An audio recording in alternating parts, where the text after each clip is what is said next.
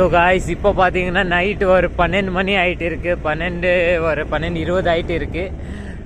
எனக்கு ஐஸ்கிரீம் சாப்பிட்ணுன்னு ஆசை ஆகிடுச்சு காய்ஸ். ஸோ அதனால் வந்து நான் வந்து ஆர்எஸ்புரம் வரைக்கும் வந்திருக்கேன்.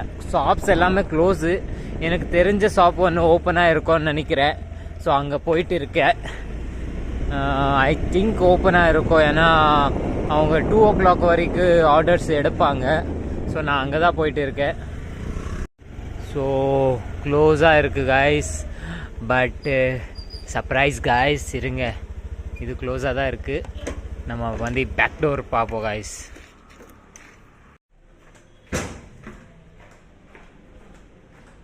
காய்ஸ் உள்ளே வந்துட்டோம்.